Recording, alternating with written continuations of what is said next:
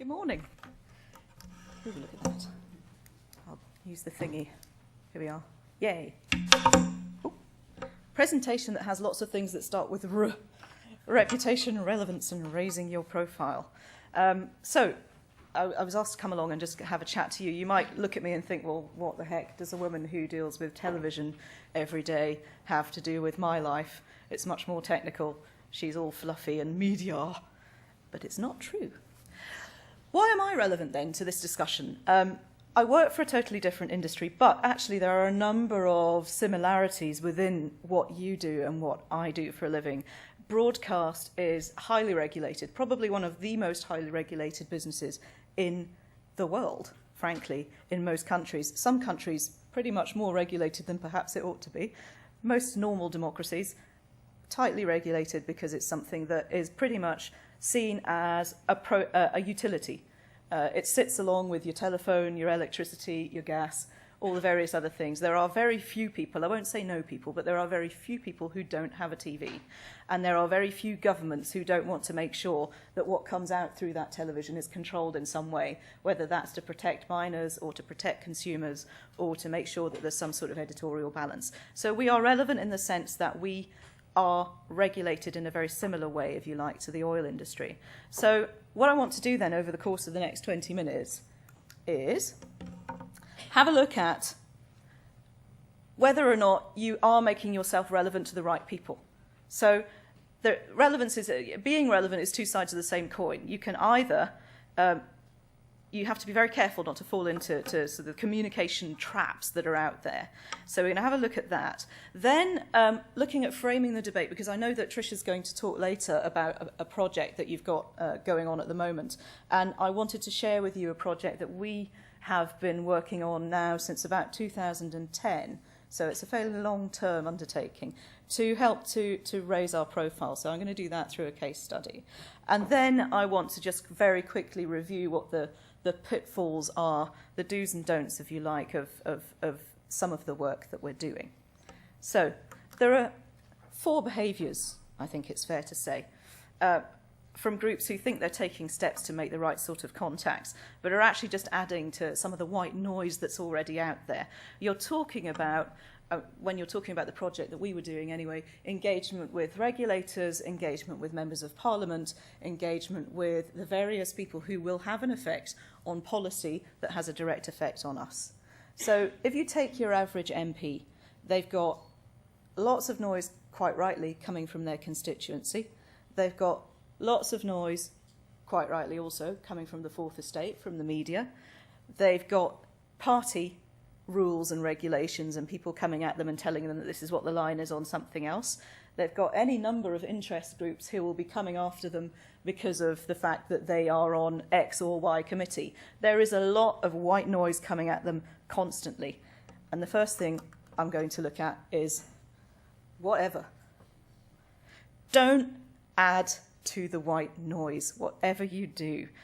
Politicians and opinion formers don't have time to waste on stuff that seems like fluff. I'll give you an example. I was merrily Googling away this weekend while I was thinking about what I wanted to say this morning. And I had a quick look at some claims, because I hear a claim fairly regularly that's never backed up with any form of substance. We are 7% of GDP, says. Well, let's have a look. Says the internet industry. Says service industries. Says fashion. Says food. Says mobile phones. Says tourism. Says construction. So what? You're 7% of GDP, and don't make claims that will just disappear into the crowd. If you are going to make a claim that you're 7% of GDP, or 8 or 12 or whatever it is, you need to be able to link it back to something that makes you relevant to the person that you're sitting in front of at the time when you're saying it. You can throw all of this stat out, and it might be incredibly well researched, it might be incredibly important to you, but how do you make it important to other people? So be very careful about what sort of details you're putting out there and how you make them relevant. Stop whining. I went to a conference very recently. I normally go to conferences in like Birmingham and Brussels. Lots of places that start with B and are cold, frankly. And I got the chance to go to Florence. I'm like, yes. This is very exciting. I get to go to Florence for a conference. Well, I went to Florence for a conference and it was very lovely. But there were a couple of media companies there who I would say probably started off as the national incumbent telecoms operators. So, you know, it wasn't BT. I won't name the people in the room, but it wasn't BT. But there were a few mobile operators now, but who had started off as the incumbent telecoms. And they stood there in front of the European Commission and they moaned about how hard their life was. Massive, massive businesses with lots of money sloshing around, access to as much spectrum as they can possibly lay their hand on because they're the incumbents in the particular countries that they work in, and they still stood there and gave a hard luck story. Now, periodically, you will have some sort of problem, and there may be some sort of hard luck story attached to what you're doing, but actually, you know what? People aren't really that interested in hearing about it. I suppose in many ways, it's the same as going to your boss with a whine rather than actually going in with a problem and a solution already prepared. So don't do it if you're going out and talking to people in the public domain. Be very careful that you're not talking to yourself. It's very easy to fall into a pattern of, for want of a better word, cabal-like behaviour. So, you know, we can stand in a room. Oxford Media Convention happens at the end of January every year. And the minister goes, and the shadow secretary of state goes, and all of the media people go, and you're like, hey, old friends, how are you? And we all stand and rehearse the same arguments, and we all go home again, and at the end of the day, we wonder why we bothered. Try to think, and I use the word advisably, but try to think creatively about who you want to engage with, because that's quite important. You can all agree violently on what it is that you want to happen with the people who are normally involved in the debate. But actually, if you want to shift a debate on, you have to think about who it is that you want to talk to that might not be the people that you normally talk to. So that's quite important. And the final one, and I hope this works, I need to wave at the technician when I want it to stop. But the final one is this. Flannel is not a good idea. You need to be straight. Whatever you do, don't be shiny. It's a Billy Connolly phrase, isn't it? You know, why is that man so shiny? Don't be shiny. People can see through it straight away. They've seen every single shiny consultant walk through their door over the course of the years, and it doesn't work. What does work is actually having a story to tell and actually having some substance behind it. And as a good example, when I was working in Brussels, because for my sins I spent a few years over there, I did some work with a large fisheries organisation, let's say. And a lot of the work that I did was incredibly geeky, frankly. I know everything that you could ever need to know about antibiotics in the food chain. And frankly, that's way more than anybody ever needs to know. But there was a problem with fish that was being imported from China. We took the guy from this large fisheries organisation to the committee in charge of fisheries in the European Parliament. He had all of his evidence with him. He was very straightforward. He was very polite. He laid it down in front of them and said, this is what we're doing to ensure traceability. These are all of the tests. There were a series of results this thick. Why are you still saying that we can't import this fish? It's sitting on a dock, rotting, basically, because you're not allowing us to do it and you're not thinking carefully about the fact that we've already covered all of the bases that you want us to cover. We had a meeting 20 minutes later with the European Commission, 10 minutes down the road. We were walking from the Parliament to the European Commission after he'd had his discussion with the President of the Fisheries Committee, and the phone rang, and it was the Commission saying, you're going to have to cancel because we've been summoned to the Parliament to talk to the Fisheries Committee about lifting the ban. I know, that is the most dramatic example I could ever have of someone who's been direct, gone in with their good evidence, and made a change at such a rapid pace that it was unbelievable. I mean, you know, I have to say, my boss was like, yes, well done.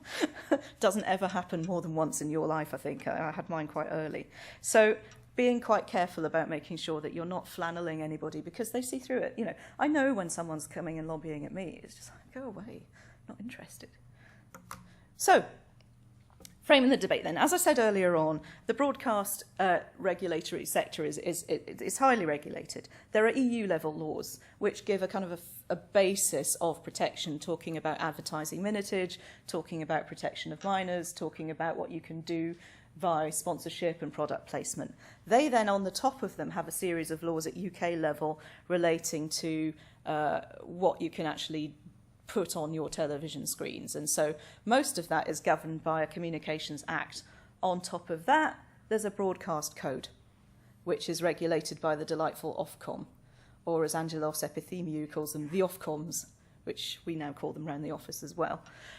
Then on the top of the Ofcom work, you've got video on demand regulation, which sits separately and which is directly affecting us because obviously we do a lot of video on demand catch-up services now. And you also have a co-regulatory advertising code, which says what you can put in the content of your ads when you're doing anything on TV. So incredibly heavily regulated. There's also gambling codes that sit at the back of that, separate child protection codes, online behavioural advertising codes, all of which we're signed up to, and we need to make sure that we keep an eye on the top of. So it's highly regulated. It's also a cultural product, and people get incredibly sensitive about cultural products, particularly the French. I mean, you can't break into the French industry because they're so obsessed with their cultural product. It's absolutely impossible. Everyone watches TV, therefore everyone is an expert on TV. It's just one of those facts of life, unfortunately. And there are opportunities to regulate everywhere. You have NGOs who've got axes to grind, probably perfectly adequate axes, but if you listen to every single NGO and regulated against what they were talking about, you would end up with no TV whatsoever. And unfortunately, because we are quite a high-profile industry, it's an easy political win for governments to ban advertising of certain things, to shorten the number of minutes that you're allowed to advertise, to say that you're not allowed to put certain types of content on the TV at certain times of the day. So you're exposed as an industry. You're highly regulated, you're high profile, you're an easy target, you're the low-hanging fruit, for want of a better word. I don't like to use too many jargony statements, but that's quite a good one. So over the years then, for us specifically, there are a number of deeply ingrained opinions across all of the various policymakers that we needed to talk to. Claims that only the free-to-air traditional TV channels were relevant because pay TV didn't get to all of the households. Claims that the majority of the spend for new programming came from someone like the BBC. Claims that the broadcasters who weren't state-funded did a very sort of a heavy repeat schedule, weren't necessarily investing in content in the way that they should. There were a whole series of, I suppose, received knowledge is the way that you would look at it. So whenever you went to a conference, a hearing of a parliamentary committee, anything that would involve having the industry all in one place with decision makers, you would have things thrown back at you like, yes, but 90% of the content that's on British television channels is made by the three main state-regulated broadcasters. You guys only provide 10%, therefore, why are you relevant? And that was a question that worried us quite a lot, because after the general election, there was a call for a new Communications Act, which is the main piece of law governing what we do in the UK. There was also a call from one of the other state broadcasters for us to have the number of minutes that we were allowed to advertise reduced quite significantly. And without sharing too much information, you're talking about millions of pounds worth of damage on an annual basis if you lose a minute's advertising every hour. It's a lot of money. The other thing to bear in mind as well is that because of the way regulation works, we broadcast to every single country in Europe from the UK. We hold 70 licenses at the last count. I think there's another one on the way. We hold 70 licenses for broadcast channels in countries as diverse as Germany, Spain, Italy, Romania, various other bits of the European Union. So of any 28 member states, we hold licenses for broadcast in those countries here, and we're governed by the rules here. So you cut a minute off our advertising here, you cut a minute off our advertising in every single other market in the whole of Europe. So it's a big deal. So what did we do? Well, the first thing we had to do was what I was talking about earlier, which is not talk to ourselves, not talk to the usual suspects. Obviously, there are some who are going to always be in the frame. The broadcast minister, Ed Vaizey, is always someone we're going to want to talk to. But there are other people that we needed to have a look at. So we did a root and branch review of who we should be talking to and what sort of evidence we should be presenting to them. And we decided, we had to look at what their motivation would be. So we decided that we had to shift the debate. The debate had always been this very I suppose, for want of a better word, old-fashioned view of television, because, quite frankly, if you're an MP or a lord, you ain't going to be doing all of the whizzy stuff that your youngsters are doing when they're looking at TV. Some of them don't have a pay TV subscription. Some of them, Lord Patten, chairman of the BBC Trust, don't have a telly. Well, I don't know. When he went to the select committee for his interview before he joined the BBC Trust, he was asked what TV programmes he watched, and I don't know that he watched very many, but certainly he wasn't a great avid watcher of TV. I'm sure that doesn't matter. He's doing a marvellous job. So, what evidence did we need? We had to change the old world order had actually changed. There had been a lot of changes that had happened in the years before. So what appears now on the UK television wasn't the only relevant factor. What was a really important factor for us and what was going to be able to help us to move things along was the fact that the UK had increasingly become a hub for international broadcasters like us, like Viacom, like Turner, to base ourselves in Europe. It had been a hub for the production of programmes, and increasingly as time goes by, people have more bandwidth. There is a real hunger for more and new content, and content of good quality, not just filler. People are downloading stuff all the time. I think it's gone, the latest statistic is that the demand for new content has gone up something like 4-fold in the last 5 years. So it's changed, it's moved on. The proportion of spend that we made as independent broadcasters, non-state funded broadcasters, with independent producers was very relevant, and the fact that we're providing high quality programmes was very relevant. Discovery, for example, not many people know this, was involved in a co-production deal with the BBC that produced Walking with Dinosaurs, that produced Life, that produced Frozen Planet. BBC kept that very quiet, but we did it. So, we decided that we would move the debate on and start talking about a broadcast ecology. Oh, there we are, building our evidence. So, how did we find proof that we were relevant? We needed a mixture of quantitative and qualitative studies to show the value add of the UK commercial broadcaster industry in terms of jobs, in terms of spend on content, in terms of raising the profile in the UK. And what we did was we went to our members and we said, OK, we're going to look at a number of different elements, not just what's on UK television, but what's on your screens across the world that is made here. So that whole made in Britain, proud to be British, the thing that really appeals to politicians was the thing that we wanted to focus in on. So results came through, and some of them were members of the Commercial Broadcasters Association, which pretty much pulls in everyone except for the main terrestrial broadcasters here in the UK. 600 million in UK content in 2011, 500 million of that was first run. Investment in content had increased by 140 million since 2009. Instead of being just 10% of the industry, it turned out, once we'd done a little bit of extra research and quantified it properly, that we spend more on content as a commercial broadcasting industry than the whole of Channel 4 and 5 put together, and we have no government subsidy. That was quite a telling piece of evidence that we were able to use. But the most important stuff was around the hub. So COBA members invested in excess of 60 million in UK content at group level in 2011, which isn't captured on the UK channel business spends. And the UK is the leading European media hub for COBA members. In addition to their UK channel businesses, much of their European operations are based and broadcast out of the UK. Non-domestic channels targeted at other European markets are much more likely to be situated in the UK than any other European country. Formats, which is very important in the media world now as well. So I'm a Celebrity, The Apprentice, are all formats which you then sell to other people. Those were being produced on behalf of us by UK production companies. So what got the buy-in then? When we did this study, which is on the COBA website if you want to look at it, we launched it in the Houses of Parliament with a minister present. But I suppose what we need to bear in mind is that that wasn't the end of the story. That was pretty much the beginning. That was the point at which we jumped off.